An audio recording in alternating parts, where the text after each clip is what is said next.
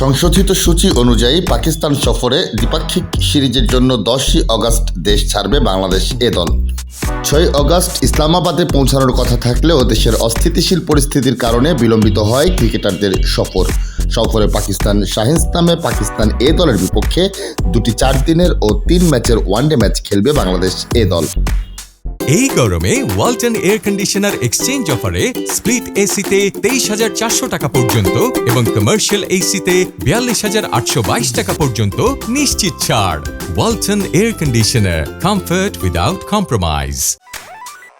পরিবর্তিত সূচি অনুযায়ী 13 থেকে 16 আগস্ট প্রথম এবং 20 থেকে 23 আগস্ট থেকে দ্বিতীয় 4 দিনের ম্যাচ অনুষ্ঠিত হবে। এরপর 3 ম্যাচের ওয়ানডে সিরিজ অনুষ্ঠিত হবে যথাক্রমে 26, 27 এবং 30 আগস্ট। 4 দিনের এবং ওয়ানডে সিরিজের সবগুলো ম্যাচই অনুষ্ঠিত হবে ইসলামাবাদে। এ দলের সঙ্গে প্রায় একই সময়ে পাকিস্তান সফর করবে বাংলাদেশ জাতীয় দল। সফরের টেস্ট সিরিজের জন্য 17 আগস্ট পাকিস্তান যাবার কথা রয়েছে বাংলাদেশ জাতীয় দলের। রাওয়ালপিন্ডিতে 21 আগস্ট থেকে প্রথম টেস্ট এবং করাচিতে 30 আগস্ট থেকে শুরু হবে দ্বিতীয় ও শেষ টেস্ট।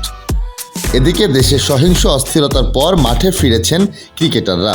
বাংলাদেশ ক্রিকেট বোর্ডের ক্রিকেট অপারেশনস প্রধান শাহরিয়ার নাফিস বলেন, মাঠে ফিরতে পেরে খুশি ক্রিকেটাররা। আমরা আশা করি জাতীয় দলের অনুশীলনও শুরু হবে।